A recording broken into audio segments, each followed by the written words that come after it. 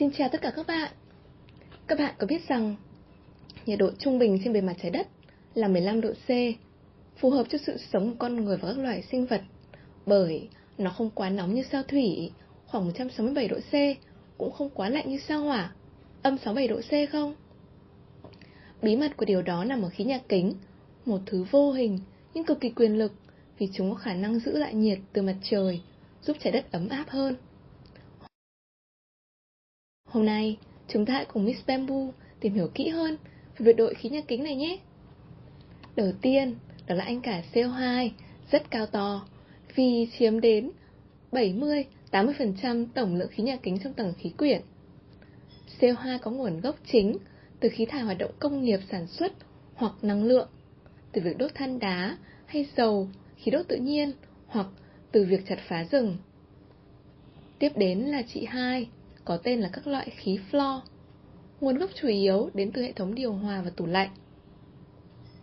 Anh 3O3 hay ozone là cái tên rất quen với chúng ta đúng không? Ở tầng bình lưu, cách mặt đất khoảng 10-50 km, anh 3 có vai trò bảo vệ trái đất khỏi tia cực tím. Tuy nhiên, nếu có phản ứng quang học được hình thành khi mặt trời tương tác với hàng loạt các chất gây ô nhiễm từ hoạt động của con người, ozone xuất hiện ở gần mặt đất, hay còn gọi là tầng đối lưu, góp phần tạo nên sương mù đô thị. Chị 4 hơi nước có xuất phát điểm khác với các anh em khí nhà kính khác. Hơi nước có nguồn gốc từ tự nhiên thay vì từ hoạt động con người, từ quá trình bốc hơi từ đại dương, sông, hồ. Và cuối cùng, em út CH4 và N2O chủ yếu đến từ các hoạt động nông nghiệp như chất thải gia súc, phụ phẩm nông nghiệp hay phân bón hóa học. Các anh chị em nhà kính khác tuy có số lượng khiêm tốn hơn anh cả CO2, nhưng đều nằm trong mình sức mạnh tiềm tàng về việc hấp thụ và giữ nhiệt còn hơn anh cả từ vài chục đến cả 100 lần.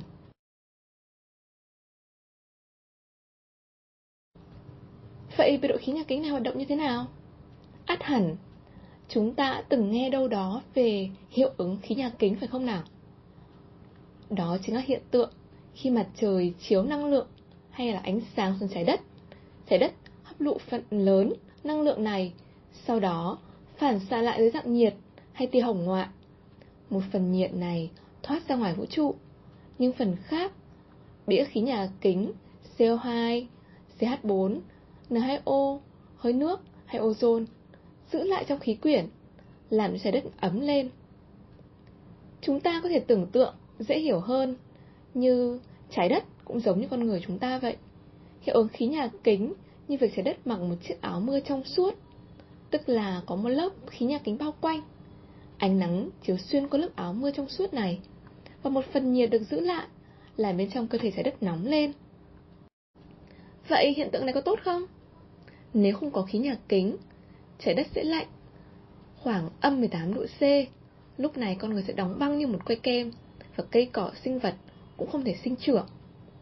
Nhưng nếu khí nhà kính quá nhiều, thì trái đất như đang mặc quá nhiều lớp áo mưa. Con người có thể bị sốc nhiệt và bị ảnh hưởng đến đường hô hấp.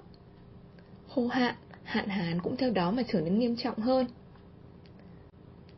Vậy các bạn đã có câu trả lời cho mình về câu hỏi biệt đội khí nhà kính này nên được coi là anh hùng hay kẻ phản diện trong cuộc sống của chúng ta chưa? Thật ra, khí nhà kính không hề xấu, và hiệu ứng khí nhà kính là hiện tượng tự nhiên cần thiết để giúp trái đất duy trì được sự ấm áp phù hợp cho sự sống này. Tuy nhiên hiện nay, hoạt động của con người như đốt nhiên liệu hóa thạch, phá rừng, lãng phí điện nước hoặc xả rác thải bừa bãi khiến lượng khí nhà kính tăng nhanh. Và tăng cường thêm hiệu ứng khí nhà kính làm cho trái đất nóng lên quá mức, gây ra những biến đổi cực đoan về môi trường và sức khỏe của con người. Miss Bamboo đã có một video nói về điều này rất kỹ, có tên Nóng lên toàn cầu. Các bạn có thể tìm hiểu thêm ở đường link được gắn ở đây nhé. Vậy chúng ta có thể làm gì để giải oan cho khí nhà kính? Anh cả CO2 rất mong bạn có thể trồng thêm cây xanh. Các loại khí flo mong bạn có thể tiết kiệm điện từ những việc nhỏ, rất nhỏ như tắt điều hòa hay đèn điện tivi khi không sử dụng. Bạn hơi nước.